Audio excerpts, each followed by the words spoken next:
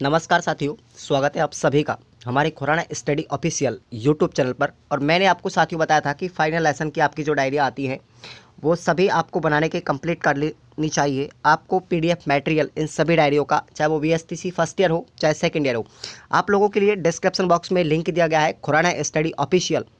जा करके आप लोग डाउनलोड करेंगे ऐप को और इस कोर्स को आप लोग परचेज करेंगे, या फिर आप लोगों प्ले स्टोर से जाकर भी इस हमारे ऐप को डाउनलोड कर सकते हैं। खुराना स्टडी ऑफिशियल के नाम से है।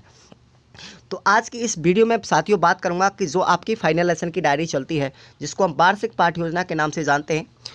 हमने पहले एक वार्षिक पाठ्य योजना को पहले कंप्लीट कर लिया था, प्लेलिस्ट में आपको वीडियो दिया गया है। और ये हमारा आज का दूसरा वीडियो है वार्षिक पाठ्य योजना से संबंध में। तो चलेगा, आज हम इसमें गणित के किस तरीके से गणित विषय का एक लेसन बना करके हम फाइनल लेसन की डायरी को तैयार करेंगे। और सभी डायरियाँ आपको मिल जाएंगी, आप चिंता की कोई बात नहीं है। आपको इस नंबर पे आप लोग कांटेक्ट कीजिएगा, आपको संपूर्ण मटेरियल मिल जाएगा अपनी डायरियों का। आज ही परचेज करो और अपने समय की बचत कीजिएगा, पूरा मटेरियल सही शुद्धता और गुणवत्तापूर्वक लीजिए। तो चलेगा, शुरुआत कर देते हैं आज के हम इस प्रकरण में। इस डायरी के लिए आपको किस तरीके से मैटर भरना है, सबसे पहले आपको यहाँ पर विद्यालय का नाम लिखना है। उसके बाद आपको कक्षा लिखनी है कि किस कक्षा का लेसन है। सब्जेक्ट आपको यहाँ पर लिखना है, यहाँ पर आपको कालांश लिखना है, यहाँ पर आपको प्रकरण लिखना है और यहाँ आपके लिए अवधि लिखनी है। हमारा प्रकरण है आज की इस वीडियो के अंतर्गत व्रत के बारे में, यानी हम सर्कल के बारे में बात करेंगे साथियों, ठीक है ना। व्रत के बारे में पूरा विश्लेषण करेंगे कि व्रत अगर हमारा टॉपिक दिया गया है तो हम किस तरीके से अपना फाइनल लेसन बच्चों के लिए पढ़ाएंगे। सबसे पहले आपको लेसन बनाने के लिए प्रकरण लिखने के बाद में आपको सामान्य उद्देश्य लिखना है। सामान्य उद्देश्य हमारा पहला पॉइंट है कि विद्यार्थियों में गणित विषय के प्रति रुचि उत्पन्न करना। दूसरा पॉइंट है कि विद्यार्थियों के तार्किक व मानसिक शक्तियों का विकास करना। बच्चों की तार्किक व मानसिक, कर लीजिए इसको, मानसिक शक्तियों का विकास करना। तीसरा पॉइंट है विद्यार्थियों के दैनिक जीवन में गणित की उपयोगिता बताना। नंबर 4 पॉइंट है कि विद्यार्थियों को गणित की शर्तों में नियमों से परिचित करवाना। नंबर 5 पॉइंट है कि छात्रों को गणित विषय के तथ्यों की जानकारी देते हुए उनकी बौद्धिक क्षमता का विकास करना।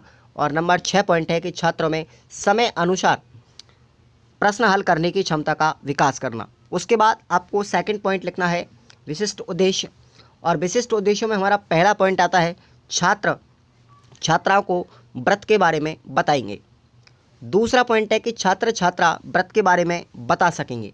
और नंबर 3 पॉइंट है छात्र छात्रा व्रत के व्यास, उसकी त्रिज्या और उसकी जीवा के बारे में जान सकेंगे। उसके बाद आपको यहाँ पर शिक्षण सामग्री लिखनी है कि आप लोग जब लेसन बनाते हो तो किस किस सामग्री का उपयोग किया जाएगा। यहाँ पर आपको एक चौक, डस्टर, लपेट फलक, पुस्तक और श्यामपट्ट, साथ ही साथ जिस प्रकरण पर आप लोग फाइनल लेसन बनाने जा रहे हो उसका एक मॉडल चार्ट बनेगा। क्या बनेगा? मॉडल या चार्ट बनेगा। आप चाहो तो इसका मॉडल खुद भी बना सकते हो और या फिर आप प्रिंटिंग प्रेस की दुकान से जाकर भी अपना चार्ट बनवा सकते हैं। आपको फिर अगला पॉइंट आता है पूर्व ज्ञान। पूर्व ज्ञान में लिखना होगा कि छात्र छात्रा बिंदु, रेखा तथा अन्य आकृतियों की जानकारी रखते हैं। इस पॉइंट के बाद आपको मुख्य इंपॉर्टेंट पॉइंट है आपका यहाँ पर प्रस्तावना प्रश्न बच्चों से आप लोग पूछेंगे, ठीक है। अब प्रस्तावना प्रश्न में आपको यहाँ पर 2 कॉलम बनाने हैं। एक तो होगा छात्र अध्यापक कथन और यहाँ पर दूसरा पॉइंट है कॉलम होगा छात्र छात्राएं क्रिया। आप बच्चों से पहला प्रश्न पूछेंगे कि यातायात के विभिन्न साधनों के नाम बताइए, तो विद्यार्थी उत्तर देंगे कार, बस, साइकिल, रिक्शा इत्यादि। दूसरा प्रश्न पूछेंगे कि ये सभी साधन किसकी सहायता से चलते हैं, तो आंसर देंगे बच्चा पहिए की सहायता से। तीसरा प्रश्न हम बच्चों से पूछेंगे कि पहिए का आकार कैसा होता है, तो विद्यार्थी उत्तर देंगे वृत्ताकार होता है। और चौथा प्रश्न हमारा समस्यात्मक होगा और पूछेंगे कि व्रत के बारे में विस्तार से बताइए, तो एक समस्यात्मक प्रश्न होगा जिसका बच्चा उत्तर नहीं दे पाएगा। उद्देश्य कथन आएगा, अगला पॉइंट है, इसमें लिखना है कि बच्चों आज हम व्रत के बारे में विस्तार से अध्ययन करेंगे, तो ये पॉइंट इंपॉर्टेंट है। आगे पॉइंट आता है अगला हमारा प्रस्तुतिकरण। अब हम पाठ की शुरुआत करेंगे, बच्चों को व्रत के बारे में पूरा बताएंगे। तो हमारा यहाँ पर कॉलम बनाना है, यहाँ इस पेज में 2 कॉलम बनाने हैं और शिक्षण बिंदु यहाँ पर लिखना है पहला व्रत के बारे में। अब हम व्रत के बारे में बताएंगे भाई व्रत किसे कहते हैं, तो स्पष्टीकरण में छात्र अध्यापक बच्चों को बताएगा कि चित्र में दी गई आकृतियाँ वंद व चारों ओर से घिरी हुई है। प्रथम 3 आकृतियाँ रेखाओं से मिलकर बनी हुई है। तो परंतु चौथी आकृति में कोई रेखा नहीं है, अतः इस प्रकार की आकृति को हम व्रत कहते हैं। हम श्यामपट्टकारी बच्चे को चित्र बना करके बताएंगे। अब हम बात करते हैं गोला प्रकार। तो गोला प्रकार क्या चीज़ होती है, जिसको हम कंपास के नाम से बोलते हैं। यह व्रत बनाने का एक उपकरण है। ये देख लीजिए आप लोग, उपकरण है। इसकी एक भुजा नुकीली तथा दूसरी भुजा पर पेंसिल को लगाते हैं तथा इस प्रकार की नोक व पेंसिल की नोक का तल समान होता है। समान तल पर रख करके हम व्रत बनाया जा सकता है। उसके बाद आपको यहाँ पर अगले पेज में, जस्ट इसी पेज के सामने, यहाँ पर आपको छात्र छात्रा क्रिया, शिक्षण विधि और श्यामपट्टकारी बनाएंगे। जब आप PDF लेंगे, इसका परचेज करेंगे, तो आपको पूरा डाटा एकदम सेट करके दिया जाएगा उस एप्लीकेशन में। तो यहाँ पर छात्र छात्रा क्रिया में मौन हो जाएंगे, भाई व्रत की परिभाषा नहीं दे पाएंगे, और ये हमारी प्रश्नकरण विधि होगी, प्रश्नोत्तर विधि, और यहाँ पर आप चित्र बना देंगे जैसे आपने पूछा था। यहाँ पर आपको छात्र छात्रा ध्यानपूर्वक सुनेंगे और एक स्पष्टीकरण विधि हो जाएगी इस तरीके से, देख लो आप लोग। उसके बाद हमारा अगला पॉइंट होगा, व्रत के बारे में चर्चा करेंगे। व्रत के कुछ पार्ट होते हैं, जैसे आपकी त्रिज्या। त्रिज्या माना कि O व्रत का केंद्र है। व्रत की परिधि पर कोई बिंदु P लेते हैं तथा O और P को आपस में मिला देते हैं और OP रेखा बन जाती है। इसी OP रेखा को हम व्रत की त्रिज्या कहते हैं। इसको R से दर्शाते हैं। आप श्यामपट्टकारी में दर्शाएंगे, आगे चल के बताएंगे आपको। उसके बाद आपका व्यास आता है, जिसको हम डायमीटर कहते हैं। व्रत के केंद्र O से होते हुए एक सीधी रेखा बनाते हैं जो व्रत को दो भागों में या दो बिंदुओं पर काटती है, A और B पर। अतः AB रेखा की लंबाई को हम व्रत का व्यास कहते हैं और इसको हम D से दर्शाते हैं। पुनः चित्र 2 में C तथा D को बिंदु लेते हैं और उन्हें जोड़ देते हैं, अतः CD व्रत की जीवा कहलाती है। चित्र के अनुसार आप दर्शाते जाएंगे और लिखते जाएंगे। उसके बाद व्रत की त्रिज्या और व्यास में संबंध यहाँ पर लिखेंगे कि भाई व्यास जो होता है त्रिज्या का दुगना होता है। व्यास बराबर 2 गुणा त्रिज्या।